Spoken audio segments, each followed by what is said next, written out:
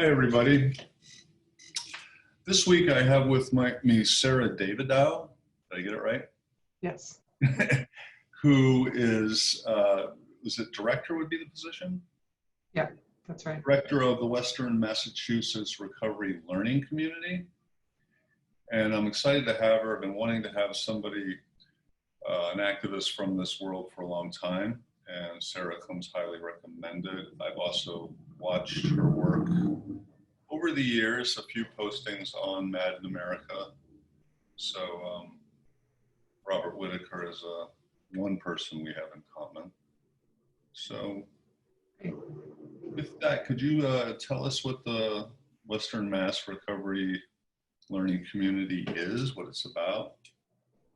Sure. So the Western Mass Recovery Learning Community has been around since 2007 in a formal funded sort of way.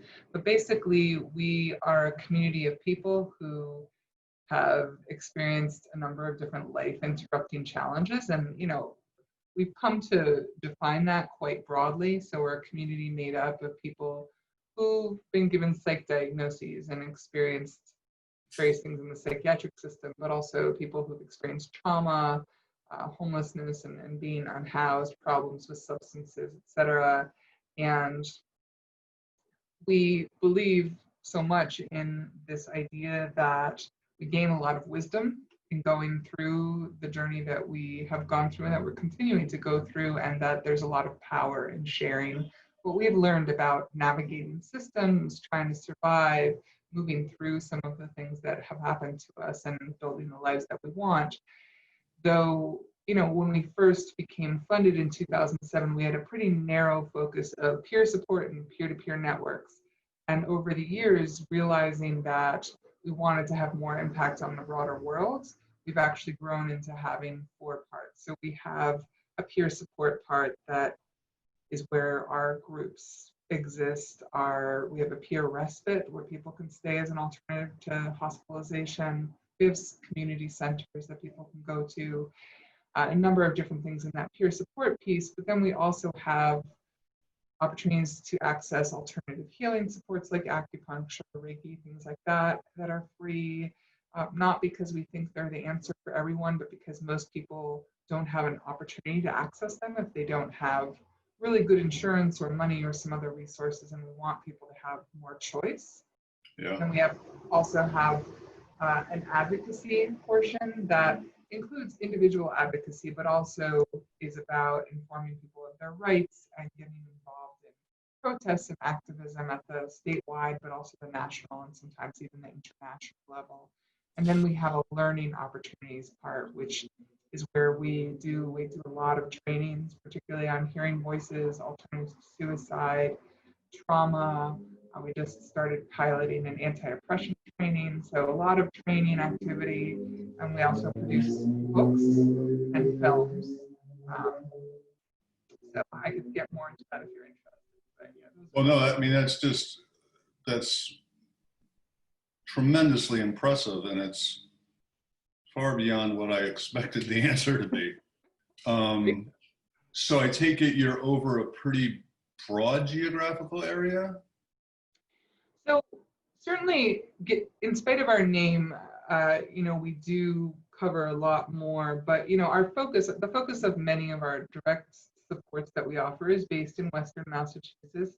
But the reality is we offer a lot more online supports now. There's a Discord server that we operate and online groups, and we see people come not only from this country, but also even beyond this country to that and some of the online trainings we offer. And then we do have some more nationally based contracts and aims as far as our training goes. So yeah, we're working with people in California, Colorado, Wisconsin, so on, as far as our training, and even outside of the country. One of the parts of our training and learning is, I mentioned alternatives to suicide, and that is an approach that we developed. And so we've also done trainings on alternatives to suicide in Canada and Australia. Wow. Wow. So is this a one-woman show, or do you have a team, or is it volunteer-based, or? No, originally in its visioning, so I certainly had a leadership role in the visioning process, but even then there were 30 to 40 of us, depending on the time, even during the visioning process before we were funded, who are all people who have our own histories in these systems or with these experiences that wanted to help vision and develop the defining values and mission of what this would become. And it's continued to be a group effort. We have maybe somewhere between 40 and 50 employees at this point. Some of them have permanent hours and some of them are more, come in as needed. Mm-hmm. But we also, we do have volunteers, but I think that particularly since our roots are around the mental health system and people who have psychiatric histories of some sort, that there's so many people who are living on extremely limited incomes and have experienced living in poverty at great length. And so we really try to steer clear of too much emphasis on volunteering to do the sort of bulk of the labor and really trying to get people paid reasonably for that, which is a struggle, absolutely. And we also, really value volunteers, but we wouldn't want to make that our main underpinning. Yeah.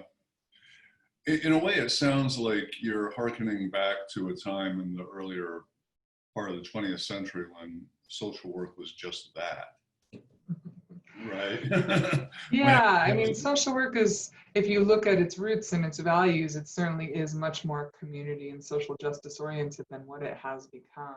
And so, yeah, I can see making that connection, though I don't know that it ever had the really strong connection of like learning from what you've lived as opposed to degrees and schooling and things like that, But yeah, if we went back to a while, there'd be much more of a closer relationship than there is in current day social work. Yeah, my own experience, I'm just continually stunned. And it's really to the extent to which I was sort of just, me and everyone, but I was colonized with these ideas that these things are individual pathologies. Mm-hmm. And I'm defective, some psychological vulnerability, met heroin, and away we go. And how deeply internalized that is. Yep. It's like really you have to work to keep thinking around that. Maybe a little talk about your own journey, how you wound up here. Sure.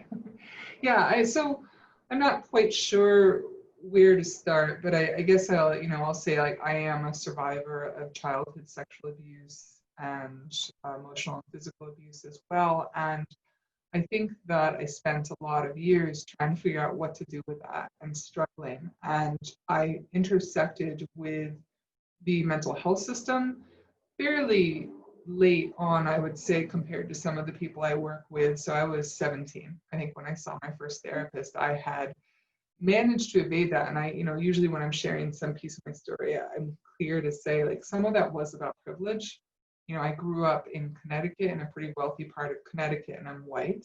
So with those two things in mind, I think that was somewhat protective as far as, the foster care system not getting involved and the mental health system not getting involved sooner. But when I was 17, I was out of my home at that point, and I just was not really able to leave the place that I was living on my own, and a lot of things were going on for me emotionally. So I sought out a therapist, and instead of asking, what happened to you? What's going on with you? What brought you to this point?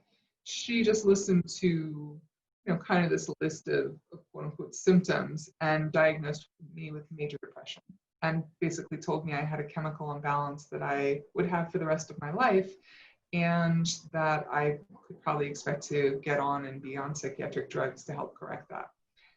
And she also, when I did at a later point try to bring up some of the abuse that had happened in my family home, she was somewhat disbelieving of that. So, I struggled with that experience, and yet at the time, she was also providing an answer where no one had provided me any sort of answer before. And so I was happy to have gotten a diagnosis, and I was happy to try the psychiatric drugs, but the reality is, at least that first time round that I tried the psychiatric drugs, it kept me up for 2 weeks, which was not especially useful. And so one of the things I say too quite frequently in my writing and my work is that non-compliance saved my life. I remember that. I Yeah. love that, by the way. So yeah, non-compliance is, I think, in the way that the system uses it, quite violent language. It's something that replicates the trauma I experienced. So as a kid, and I think for a lot of us who've experienced trauma, we get told by the people who hurt us that if we're not doing what they want us to do, that we are bad somehow. And then I get into this mental health system that tells me if I'm not doing what it wants me to do, that I'm bad. And there's a lot of other messages that get replicated. So in general, I think it's quite violent language, but I've reclaimed it in that way to say that it's ultimately what saved. I went through a number of other contortions in order to try and figure out what was going on for me, and that involved moving places. There was a point at which I moved to Florida and found myself with another therapist who, similarly just asked me not questions about what had happened to me, but questions about what was I doing? Was I having unprotected sex? Was I cutting and burning myself? Was I drinking a lot? All these things to which I was saying yes to. And so she gave me more diagnoses. And that was what led to at that point, I was not so happy to be getting more and more diagnoses, and it didn't feel like an answer because things hadn't gotten better after my first diagnosis. What kind of time frame are we talking from the first one to Florida? So 17 was my first diagnosis, and then I sort of continued to struggle, and I was 19 when I moved to Florida and went to that second therapist. So I don't think I was ever super consistent about seeing anyone for any long period of time, and certainly not with following their so-called treatment recommendations. But it was 19 when I got more diagnoses layered on. Again, because I had some privilege, I was able to kind of fall apart in my house and not have people looking in, and still, sometimes be able to get enough help from a family member or something to pay my rent and just sort of subsist barely.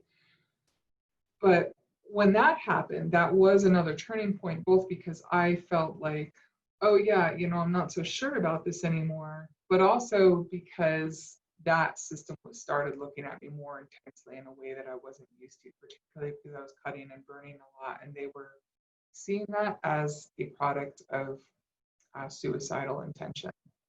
And so that led to my first hospitalization. And there's a discrepancy between what I will tell you and what my files would tell you. My files would say it was a voluntary hospitalization. I will tell you it was involuntary because they did this thing that they like to do, which is to say, you have a choice. Yeah, you right. can either go voluntarily or we will force you. Yeah. And so, so I ended up in the hospital, and more of the same, of people not really asking me why was I cutting and burning, which there were answers to, but they just weren't asking those questions. And it just became this struggle where I decided, hey, I've got the resources to move away again. This system's getting to know me a little too well. I've got it now. I need to not talk to the system, and I need to move somewhere where the system doesn't know me. So I moved to a different place back in Massachusetts, where I still am. And my next approach was to try and figure myself out by entering a clinical role. And so I did. I entered into a clinical provider system in a clinical role, although I had no clinical degrees whatsoever. And I did quite well in that role, but it required a lot of energy from me to keep separate, that I was struggling in the ways I was, and then, sort of pass at work as being totally fine. And there was a point at which, when I had my son, that a lot of things happened all at once, and I just didn't have enough energy to keep it all separate anymore. With an infant and my house, the pipes froze where I was living, and it all fell apart. And then I was still dealing with all the stuff I'd already been dealing with. And so at that point, I decided to come out. And my coming out looked like me and another coworker who admitted that he also had been diagnosed, creating an organization online and putting our stories, or a piece of our stories, online. And within 24 hours of doing that, the organization that I had been working for 5 years at that point called me and questioned whether or not I was competent to return to the job that they'd basically been praising me for 5 years. And yeah, and I did return, but I'd lost all my credibility in that process, and they started really micromanaging me and scrutinizing everything I was doing. And I filed a discrimination complaint against them, and at the end of the investigation, I got fired. So how many years now have elapsed since the first therapist? 17 to where are we now? So I guess I was still in my 20s.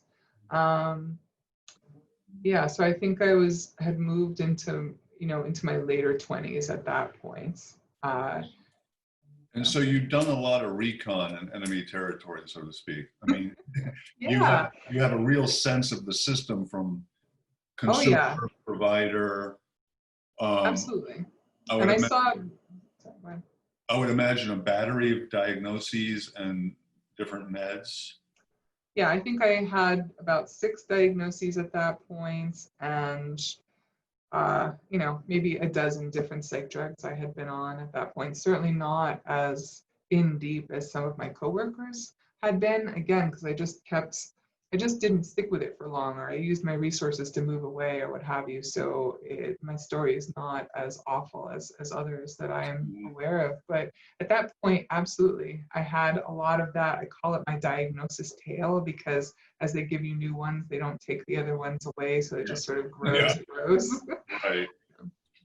But, and I saw terrible things happening in that organization that just reinforced my thinking that this was not a system I could trust. So I saw groups of providers get together and talk about how, well, they really want to get this person into long-term hospital, and yet he doesn't right now qualify for short-term hospital, which would need to be the first step. So let's agitate him enough that we can section him. Like I witnessed those conversations, and that's just one example. And when I would speak up, I would start to get in trouble. Of course, one of my favorite memories of getting in trouble is when a big group of directors had gotten together and were talking about how the quote unquote clients manipulate the system, and I raised my hand and I said, like, well, when you go to the cops when you're not supposed to, and you ask them to do something, to take this person in on a Section 35 for substance use or what have you, like, aren't you manipulating the system? That was not a popular question. But there's a real lack of insight is a common phrase that is used against us, those of us with psychiatric histories, to justify the treatment that they might force on us. But I would say the system has a real lack of insight or denial about what they're doing. Right. Non-compliance is itself symptomatic. Yeah. Right. Yeah. So when I got fired there, that happened to coincide with the visioning process for this work, and so I was lucky in that way, and that is ultimately what led me here. And what I found was, if I was not trying to hide a lot of things and keep everything separate, I had a lot more energy to get things done. I could be a whole person, and so that's made a big difference. So you must have had some aha moments along the way with research. I mean, for me, I was getting a master's degree in counseling psych, and I had this teacher who was a very unpopular teacher, although I liked her. And she came into abnormal psych one day and told us basically that the chemical imbalance theory was an urban legend. And this was like in 2001 or something. And I mean, her popularity took another huge hit with that. But myself and a classmate, this woman who's a wonderful person, we were like, wait, what did you say? And that was like an aha moment, because suddenly all my background in the system started, I started seeing, oh, wait, that's why this happened. That's what this was. Right. So you must have had a bunch of those, right? Or Oh yeah, I mean, it's been quite a path. When I entered, even when I first took that job that I just mentioned in the clinical system, I still believed a lot of these things. I knew the system hadn't worked so well for me, but I still fundamentally believed all the things that I was being told, because I'd heard them all my life.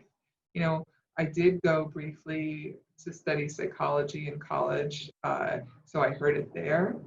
And I also heard it growing up on pharmaceutical commercials, which of course we are one of two countries that even allows pharmaceutical commercials, and really New Zealand is allowed to but doesn't too often. So we're really the only country in the world that allows for those commercials. And so chemical imbalance is a marketing tool of the pharmaceutical systems or pharmaceutical companies, and they know it. You know, one of the articles I wrote for Mad in America, at one point, I found a pharmaceutical industry website, and they were talking about the different marketing things that they use, and certainly chemical imbalance was in there, and so was the reality. So one of the articles I found said, you know, we know that the commercials where we have to list out all the negative effects of each psychiatric drug is not our best marketing tool. It's great, but it's not great because we have to say all those bad things too. So our best marketing tool is going to be those advocacy organizations that go out and perpetuate those myths, like the chemical imbalance, et cetera. They weren't calling them myths. They're basically saying, this is our advertising, or those advocacy groups. And you know, they're using advocacy differently than I would, but they're talking about like NAMI, et cetera, those that are still perpetuating chemical imbalance ideas and all that. Right. Who conveniently fail to tell you that they're getting all their money from Big Pharma. Right. And even if you do research, you really have to know what you're looking for, because there's the direct funding, and there historically at least has also been times when pharmaceutical companies have just paid for an employee that's still on their books, but given them to places like NAMI to do lobbying and things like that. So yeah, there's a lot of money going between those groups. So it sounds like you had a couple allies, but not many, and that if the ones you did have were probably, in terms of their learning curve, were probably where you were roughly. So you get this beautiful idea, but it sounds to me like it was one of those things where you didn't know what you didn't know. Right. And yeah. so, I mean, that's how these systems work, is they convince you to oppress yourself. That's the most effective tool in the end, is if you can convince people, if you can get them to internalize these messages, then you don't have to do too much to maintain the path. so how did it start evolving? Did you find other like-minded people, researchers, Whitaker? I mean, where did it all start to go?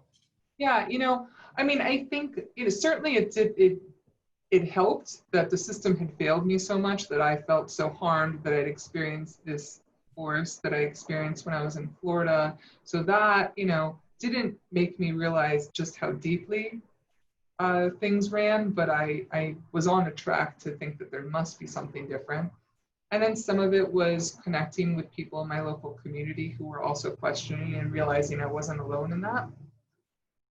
Then, yeah, you know, certainly connecting with Mad in America and Robert Whitaker's material helped, though I was pretty far along in uncovering some of this when I got there. You know, I think I'm as much public speaking as I do, I'm quite introverted and analytical, and question a lot of things. And so I think, you know, that's where a lot of my non-compliance is rooted. And so I just was hearing more and more stories from people in my spaces, and I was connecting with more spaces with people who were pushing back on the system. And you know, I couldn't point to one moment when it was like, oh, it was this article or this book or this person, but it just became really clear to me that I needed to start looking deeper. And you know, at this point, there's so much out there.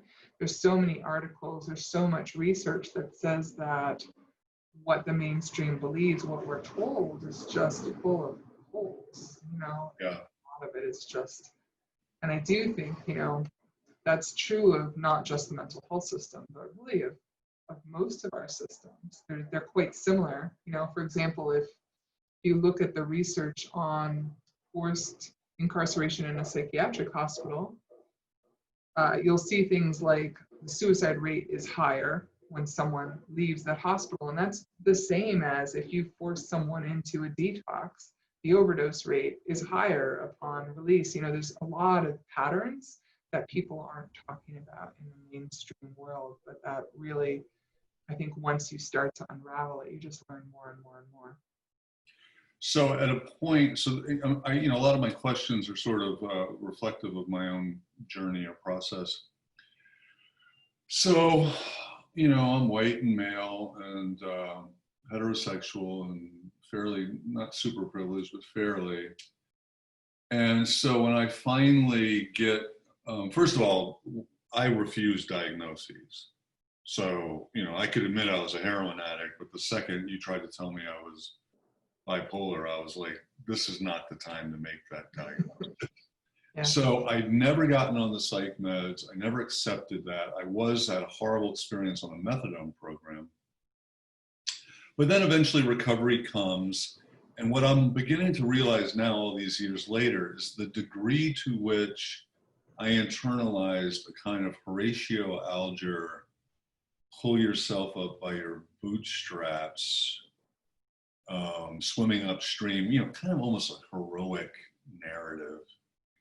And that it really diminished both the impact of trauma and also the social sort of ideology of trauma, right? And it took, you know, it took being in recovery for years and finally realizing, you know, there's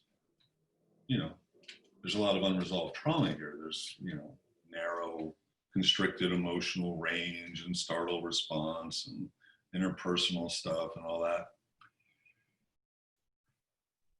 Did that become,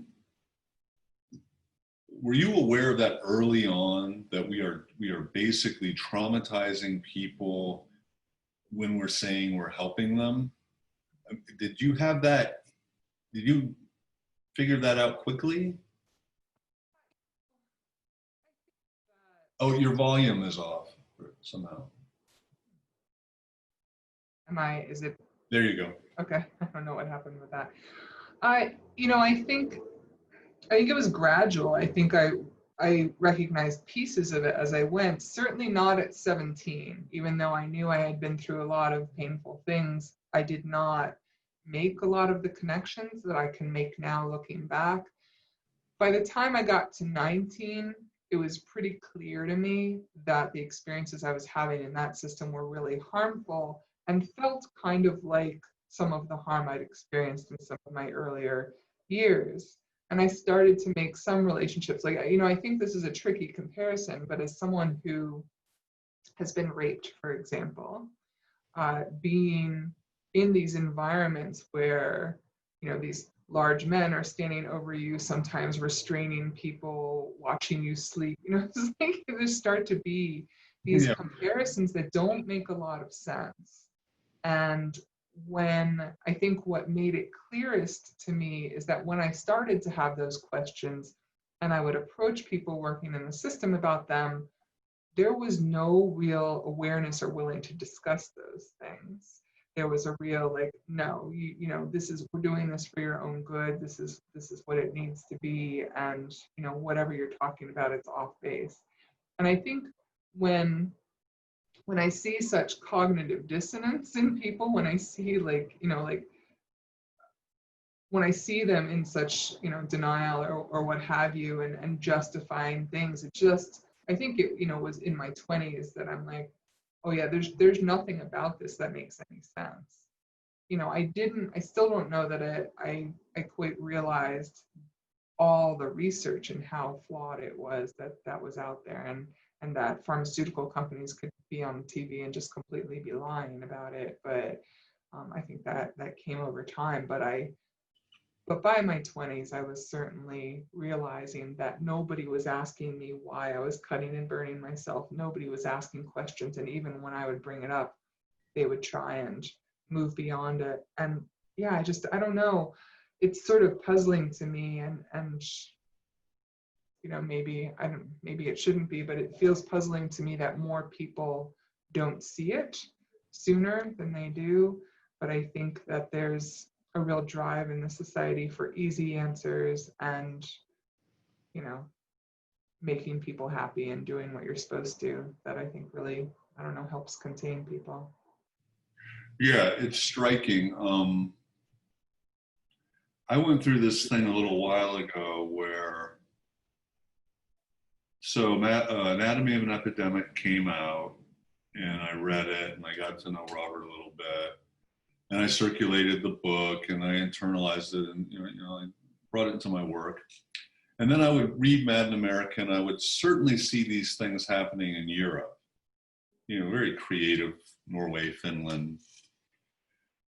And I'm thinking, and also I'm noticing with my clients' parents, I'm actually noticing that they're getting a little more dubious and a little more sophisticated about, because the kids have been in treatment so many times, they're just sort of sick of it. So I'm feeling like we're making some progress.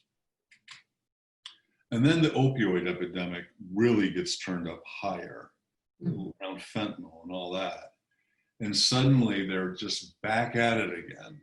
They've got this magic bullet, Suboxone, and it's the gold standard, and you are a Trump supporter if you say otherwise. That was one thing that really got me, is the way that the progressives seem to buy into the narrative more than the conservatives. Right. And so just when I feel like we're making some progress, it's like they bring all the resources they have to bear on a crisis, and now I'm back to, it feels like phase one in this battle. Although I do think that's an overstatement. I do encounter more sophisticated, affected others and addicts themselves. Yeah, I mean, I think that it's much harder to change the things that are harming us. But I wish what people would understand is like, yeah, it's easier to give someone a pill than say, let's eradicate child abuse, So Right. I get like the effort to deny. I mean, it's also, within a system that is really focused on capitalism, whatever you make of capitalism, it's hard to deny that, the pill makes money and stopping child abuse would cost money. So like, what do you do with that? I think there's a real drive to pursue those things, but I don't know. I think it's gotten harder, I hope, for people to deny that, talking about, even if you can't fix the trauma, just having space to name it and to be able to talk about it allows people some space to move through that has been denied in the past. And there's just a growing body of evidence that says, oh, and that actually helps, So Right. psych drugs, the therapy, the psychiatric hospitalization, they have a really poor record of helping. And certainly in my circumstance, they really didn't help. But like I pull out one of my more extreme experiences after I had 2 miscarriages before I had my daughter. I did see visions once my daughter was born, and they were telling me to harm her. And I knew well enough at that point not to tell anybody, because I'd had enough bad experiences with the system, and mothers in particular who have thoughts or hear voices or see visions telling them to hurt their kids are not well liked in the society. So I had that experience. Had I entered into the system at that point, I'm sure they would have contained me, they would have drugged me, they would have taken my kids perhaps and put them into the disaster of a foster care system.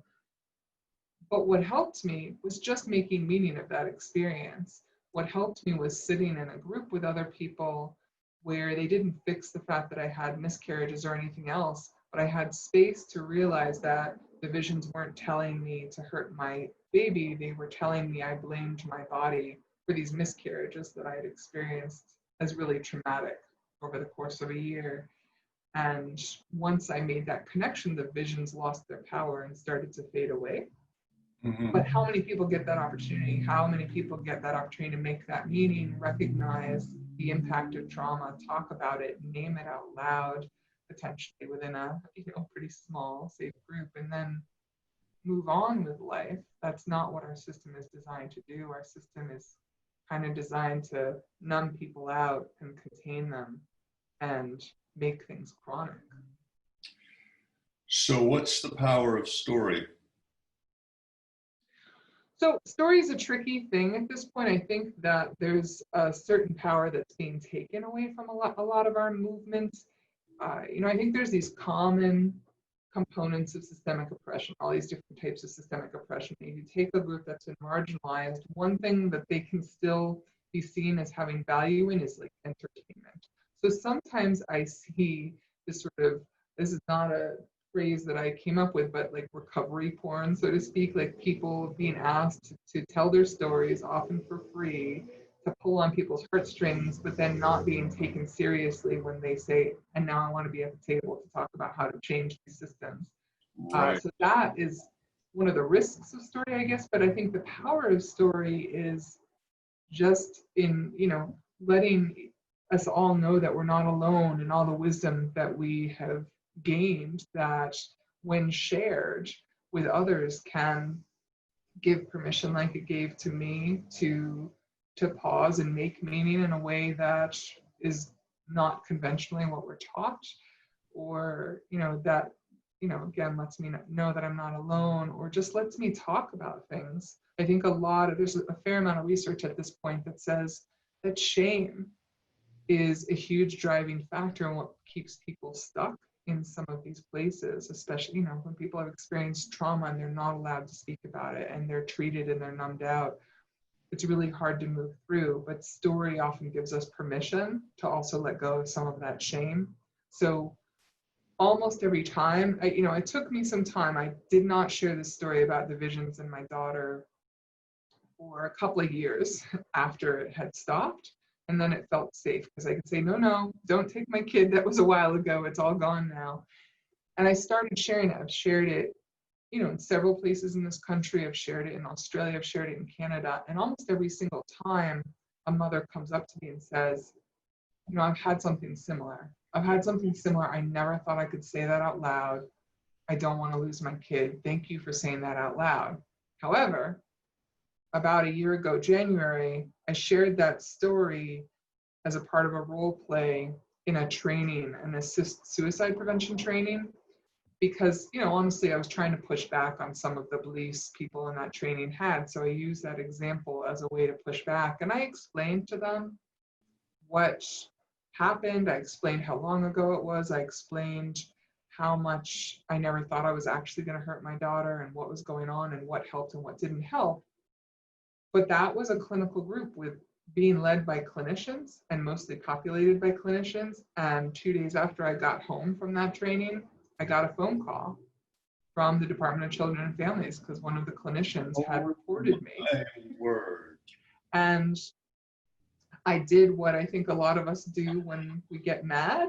I went on social media and I posted about it, and I tagged that organization, and I said, this is why people do things like kill themselves without reaching out for help, because people don't actually listen. They don't listen. They're so narrow in their view, and they harm people by forced hospitalization, breaking up families, what have you. And then the next thing I knew, I got a phone call from the police because I had tagged them, and because I said this is why people just kill themselves. They're like, oh, she's a suicide risk, need to send the cops to do a wellness check. And they sent them to my work because that's the address they had.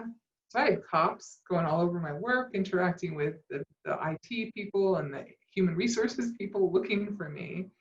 And they finally just called me on my cell phone to say that they were looking for me. But, I compare the response of these clinicians to the response of the actual community that is most impacted and is most struggling to my being able to share my story. And that's a pretty vast difference. And it's pretty absurd because by the time I was doing that, my daughter's 8 now.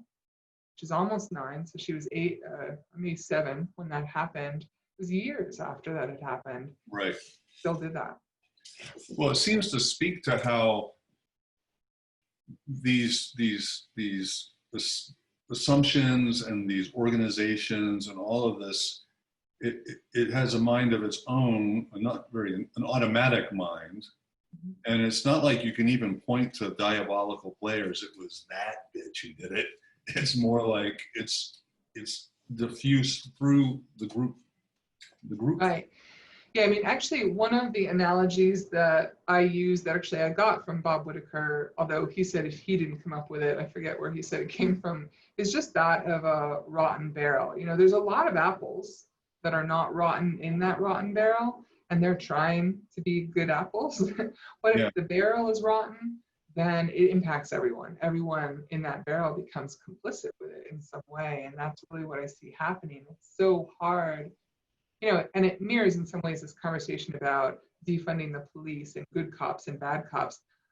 I keep saying to people, it's not about the good cops or the bad cops or the bad social workers or bad clinicians or whatever. It's about the system.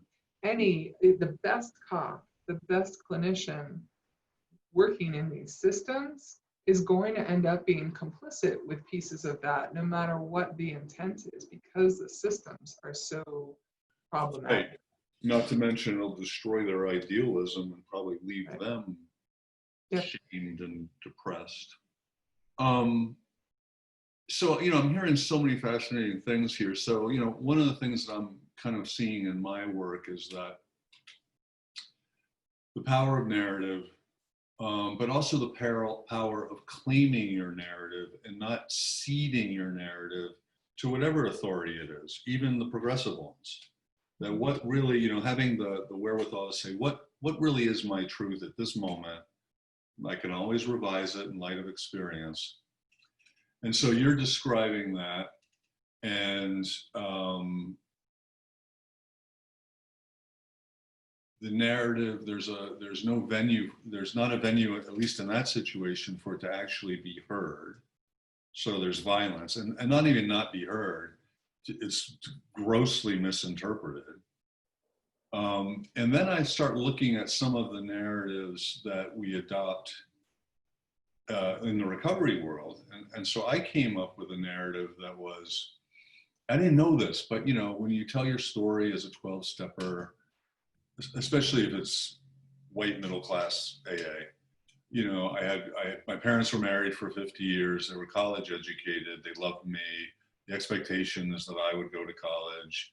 And then sometime around 6th grade, I got this sort of perverse idea that maybe I should smoke weed. Mm-hmm. And I told that narrative for years. My parents weren't demons, but, and then one day I'm telling that thing in a dinner party or something, my wife is there and her jaw drops and she's like, what the fuck are you telling these people? You're lying. And I'm like, what? And so now, I realize my narrative is,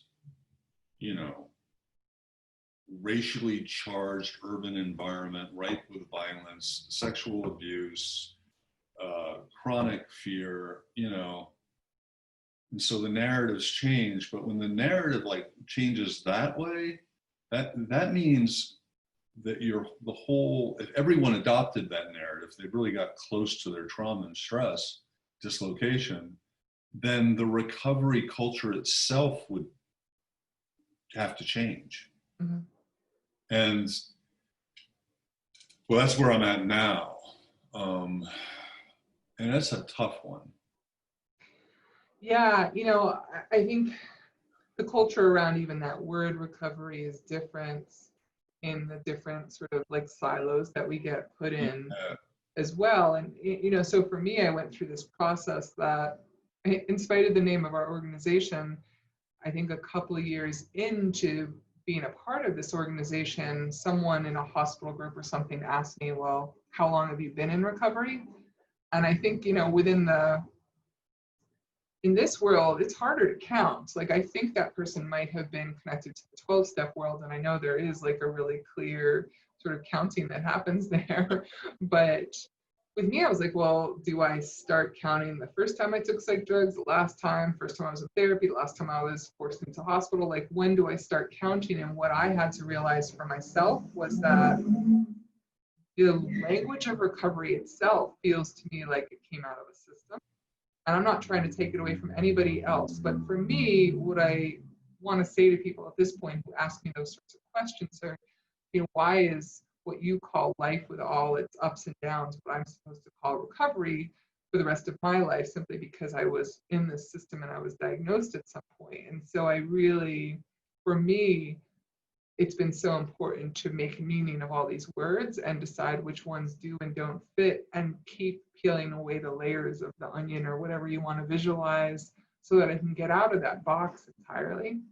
Yeah. And there's so much that comes with that box, certainly in the quote unquote mental health world, that comes with, oh, it's a lifelong process, and, you have to do it this way, or you're in denial, or you have to use these words. And for me, it's just been really important to move beyond that and realize that, even within some of these activist circles, there's still a lot of internalized stuff that we're carrying around.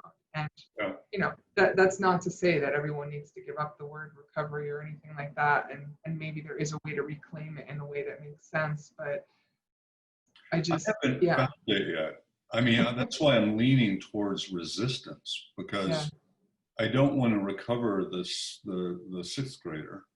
Yeah. I want to resist the forces that drove him to those behaviors. Right. Do you find that people are amenable to talking about what these words mean and the importance of us examining the language as a way of examining our own assumptions? Is that something that's part of your work? It's certainly part of my work. I do trainings on language. Even, with some of the other trainings we do, we talk about language. I just got through facilitating a 2-day When Conversation Turns to Suicide, and I shared my story, and I shared that piece about recovery in there. And people don't necessarily say, like, absolutely, I'm adopting that, but they're willing to have those conversations in those environments. And that is often a mix of clinicians and people in peer roles and people, family, et cetera. It's, often a pretty broad range. But more often, while I see some willingness, more often, it's like this confirmation bias. People pull out of whatever they want to hear in my story that does resonate for them, and then they kind of want to move beyond that. So, I've also had experiences where I've told stories of the trauma I've been through, and I've even stood there and talked about how, when people refer to me as mentally ill, for example, that it erases the people who harmed me. Like, it gives them a pass. It erases my story and it gives them a pass. It's almost as if someone's saying, well, we hear that you were raped and you were sexually abused and that people hurt you, and that's bad, but that's over here. The problem is still in your head. It's still coming from your brain. And if there weren't something wrong with your brain, those things wouldn't have affected you in that way. I'll talk about how that impacts me, and then I'll be done. And then the next presenter will refer to me as like the face of mental illness or something. So, like, they hear what they want to hear a lot of the time. What do you think about this term resilience that's getting more currency now? Yeah, it's a lot of these terms, they have some bit of value. Resilience has some bit of value. Trauma informed has some bit of value, but then they become these buzzwords, and they in some ways can be weaponized against us. So resilience is a word that I am most often hearing at this point as something that gets weaponized, that almost goes back to that pull yourself up by your bootstraps kind of idea. In other words, like, yeah, all these bad things happen to you and we can't change that, but we believe in your ability to overcome it independently because of the strength you have within you. And what does that say about you if you don't? It's so it's pretty charged. And yet, there's some value in there, this idea that, our brains have a lot of neuroplasticity and we do have a lot of potential to overcome. But, that idea loses its shape when it becomes this buzzword that's just kind of used as this, well, you're resilient, so why don't you figure it out? Yeah, right. Or you're not resilient. Right. So you're not in that group of people that can never claim health again. Right. So correct me if I'm wrong, but I'm under the impression that Western Massachusetts is something of a hotbed for this kind of activism in the United States. Am I correct in that? I mean, that's my experience, and that is some of what I hear, because of the training we do. I've done a fair amount of traveling, and, I can usually find some people in each area that are of like mind or are looking for more of what we're offering, but it is concentrated. And I think that that's for several reasons. One of them is, Western Massachusetts is more just of an alternative mind in a lot of different ways than, say, even the other side of our state. And part of that is about not being near the big teaching hospitals. So, for example, New York City, Boston, these places that have the huge investments in medical ways of thinking about things tend to have a harder time developing other stuff, even though it seems like there's lots of people and lots of resources there. It's just hard to sustain when you have these medicalized horses all around you. So that's one thing. There's also, even before the RLC, there was something called the Freedom Center, which never really, it wasn't like a physical space, but it was a group of people who saw themselves as survivors of the mental health system, who were planting a lot of seeds around thinking about things differently and pushing back on force and all that. And so that was really helpful to pave the way for the Western Mass RLC and some of our work. So I think that helped. And then just how we've decided to invest some of our money. So because we have brought over a lot of people from the United Kingdom, for example, and if you're not already aware, if you have an English accent and you go talk to providers or what have you, you are suddenly automatically more so the way we've chosen to invest our money has been to do a lot of things like there's something called the Maastricht interview training, which comes out of the Hearing Voices movement, which started in Europe, and we were the first ones to bring that to this country. And so by doing that, we had other people coming from other parts of this country to our space and have developed a lot of relationships, and also with alternatives to suicide approach and so on. So I certainly don't see us as independently responsible for what you referred to as a hotbed, but I think it's been a series of things that have given space to pushing back more. And, I think that, as much as the systems have a lot of power and have a lot of, ability to do damage to people who push back on them at times, I also think that our movements sometimes give up some of their power without even testing the waters to see what they could get away with, because they've experienced such harm, because they've internalized so many things. And we are a group of people, we're lucky in that we got a critical mass of people in this community who are willing to say, you know what, if we lose something based on pushing back, then maybe we weren't meant to have it right now. That's okay, but it's more important that we keep pushing and that we speak our truth. And we've kind of just approached a lot of what we do as we will gain more by taking risks of losing than we will by being afraid constantly of what we might lose if we push. And I think that's been really hugely helpful to this community to have multiple people who come from that frame of mind. So it's not like we're super special. I think it's just been the right mix of people and the right distance from some of the most forceful counter. I'm envious. I mean, I still fault myself for a lot of self-censorship. Yeah, well, I mean, I think that a lot of it, I think we all go down these paths, and it's hard to imagine, as much as I'm talking about people do have some responsibility to push back, at the same time, it makes total sense to me that people go through these systems and believe that they can't. And it's hard to hold someone. It's sort of like going back to that resilience conversation. Well, I guess if you were resilient enough, you would have figured this out on your own sooner, but really how? If you don't intersect with the right people. Yeah. And you don't hear other people challenging. And then there's this whole emotional process. So I think one of the first times we had Bob Whitaker come speak in the local area, one of my now coworkers was in the audience, and she was still taking very high doses of psychiatric drugs that were pretty heavy duty neuroleptics, and was suddenly listening to someone say all this research all at once. It was not a gradual introduction. It was this all at once introduction of how much you've been lied to. And her first response, which I think is normal, was not, "Thank you, Bob Whitaker." It was, I'm angry at you, Bob Whitaker. You're trying to screw something up for me, and you must be lying because so many people in my life have told me this. How could it not possibly be true? Right. And so there starts with anger. And then honestly, a lot of people go into grief. You know, I can think of another woman I spoke to that was in one of our trainings that we were offering and talking about a trauma, you know, sort of social model of trauma and social model of extreme states and why in many ways they make more sense than this very medicalized model. And she just said in the middle of the training, are you telling me that the last 10 years of my life didn't need to be this way? And that's a lot. Sure is. Sure is.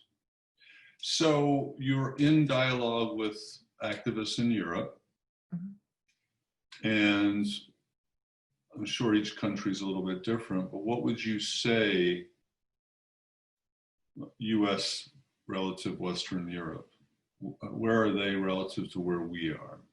Yeah, I don't know that there's an easy answer. I know you said at the beginning that they're much further along in certain ways, and I think that's true. So the Hearing Voices movement, for example, started there and really developed their open dialogue in, you know, the northern Laplands of Finland, though, you know, bear in mind the rest of Finland's pretty much as screwed up as we are. You know, so there's these pockets of activity that are much further along. And some of that is about how the society is set up. So if you've, I don't know if you're familiar with Daniel Mackler and his films, he did a film that's available for free on YouTube about open dialogue. And it was just him. He's a former therapist who practiced in New York City who got sick of the system and the way it was functioning and just picked up a video camera and started to go around and film people. And so he got the opportunity to go to Finland and meet with all the people involved with open dialogue. And I remember Mia Kurti, I think is the clinician from Open Dialogue that is in the scene, and he's asking her, he's like, do you ever get afraid that someone's going to say what you're doing, like not using psych drugs as the first intervention, all these things? Do you ever get afraid that because it's not what the rest of the country's doing, that they'll say that's not best practice and we could sue you? It's not exactly how he phrased it, but it was something like that. And she just like looked at him and like cocked her head in sort of this confused way and said, like, what? No, like what?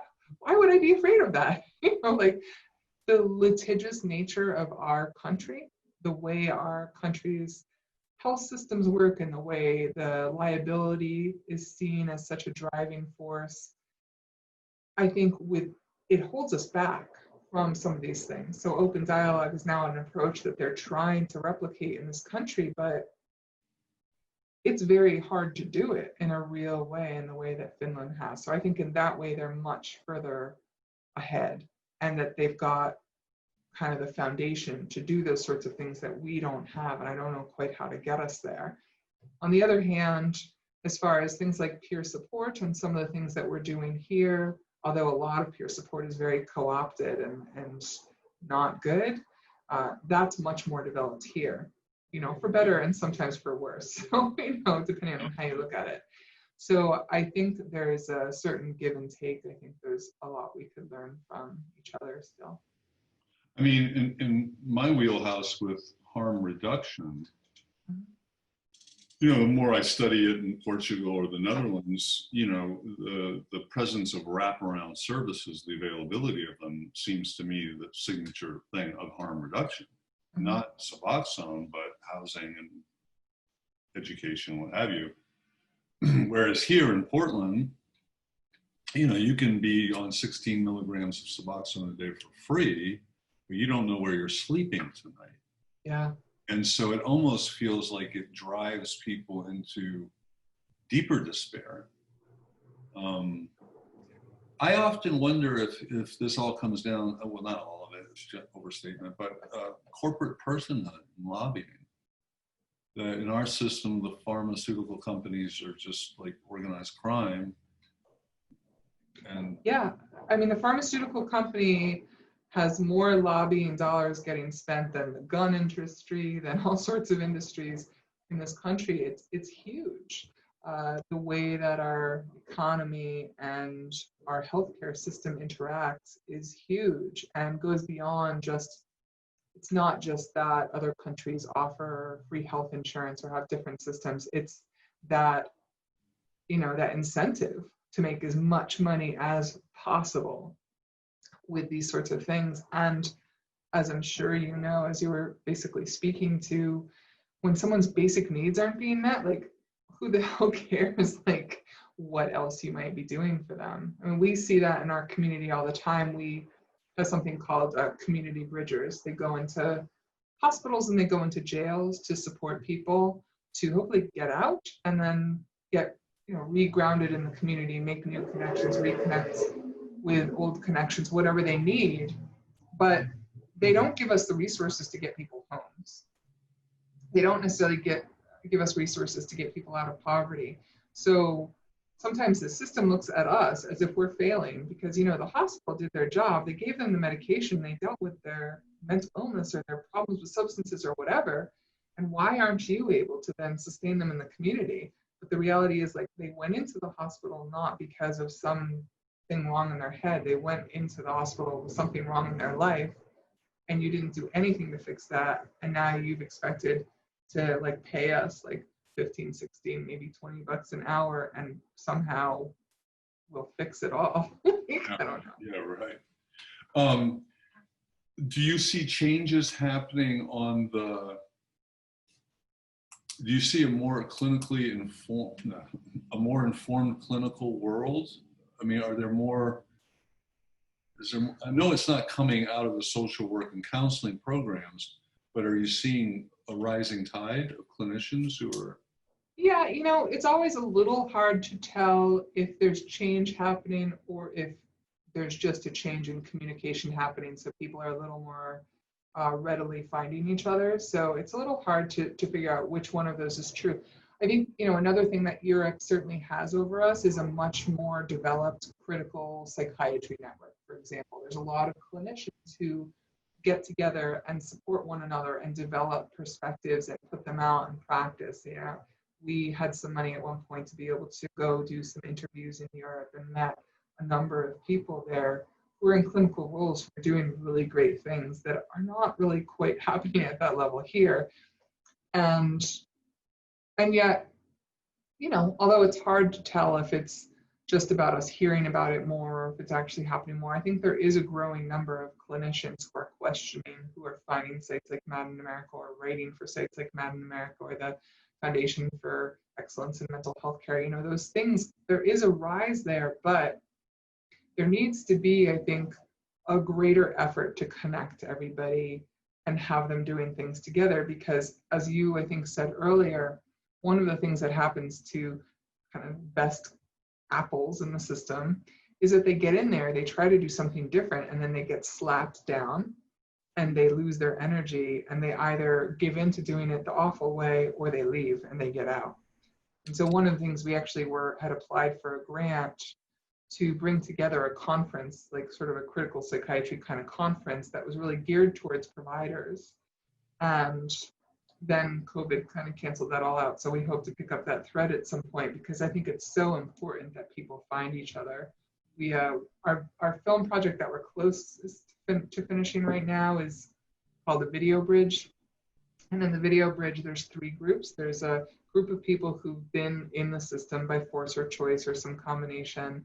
There's a group of providers, some in leadership roles, some in like very direct support roles. And then group 3 are funders and senior administrators. So we had like CEOs of hospitals. We had someone from SAMHSA. We had a medical director from our Department of Mental Health in group 3.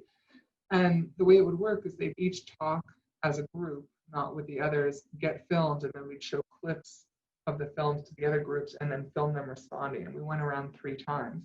Oh, there were a lot of really interesting things that developed out of that. But one of the most interesting things happened in the first round, which is group 1 came pretty hard at the system, saying they never apologize, they've caused all this harm.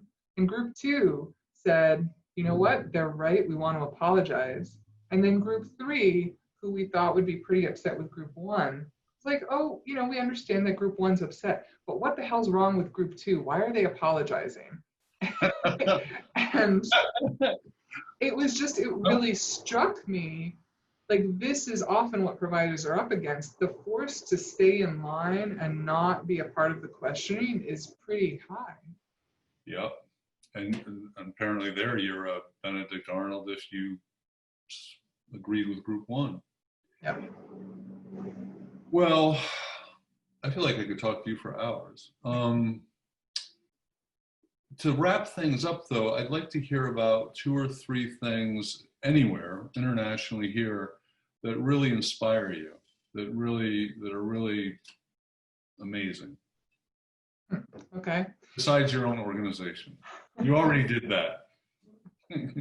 Yeah, well, all right. So let me put that for a second. I mean, one thing, although maybe this is sort of a cheat because we're certainly connected to it, but I'm happy that the Hearing Voices movement is taking a greater hold in this country. So there is a website now, there is an organization, it's an unfunded organization, but Hearing Voices USA. I think I'm really glad that they have come into existence at this point. They've been around for a while. They're starting to look for ways to fund more events. They've had some webinars, particularly towards family members. And actually just recently, so if you're familiar with Hearing Voices Network, it's really been focused on people who hear voices or see visions or what have you, and creating supports for them. But it still was leaving family members with nowhere really to turn than, say, NAMI, et cetera. So you had, the adult children often finding some alternative and then still getting pressed by their family members to stay with the medical model. And so at this point, Hearing Voices USA has started to develop, and I think will soon be publishing, a charter for family groups and creating more access for family members who kind of know the medical system is not working for their kid because their kid's still struggling but have nowhere else to turn. So I think that's so important. Similar to creating more space for providers, we need more space for family members, or else how can we blame them when they're feeling desperate for going to what is available to them? So I'm really happy about that. Yeah, I wish I could say I was happy about how peer support is developing in the country, but honestly, I'm sort of scared by it. So much of it is co-opted and still speaking the medical language. But, I guess I am hopeful and glad about the development of the peer respite networks that are developing in this country. That is something that, say, Europe doesn't have a lot of. And peer respites are certainly not the end-all be-all, but they do provide this opportunity to avoid going into a psychiatric facility where people often have no choice but to at least pretend to accept these medicalized ideas about themselves. To have a space to go to instead of that is so powerful. And some of the peer respites are quite co-opted, but now in places like Wisconsin and other parts of the country, there are peer respites that are really trying hard to stick with the vision of what this was meant to be, which is a sort of way to help people never get into those systems or to help liberate them from them. So I'm really hopeful about that and hoping that can really grow and create more space for people. And, I think there's been this talk about, in some ways, how to make some of that a bit underground too. Like if there's only 30 some odd peer respites in the country, and some of them are better than others, so that's not very many.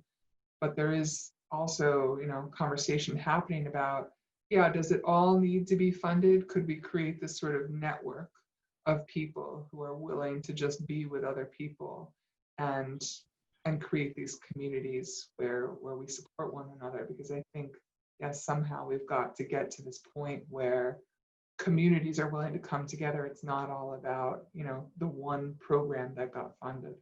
Yeah, I could not agree more. I mean, within the world of recovery or substance abuse, we live in this false binary of incarceration or treatment, and community, that's your prevention and that's your recovery ultimately. Yeah. So, well, Sera, this has been a delight. I hope it's the first of several conversations. I am happy knowing that there's somebody like you out there doing this work, and this particular community is full of people who would identify as psychiatric survivors. So, great. Well, thank you for having me here. I'm glad that we finally were able to connect and do this. yeah, me too. Got some we've got some good mutual friends who wanted us to finally meet. Great. So have a good day. Thanks, you too.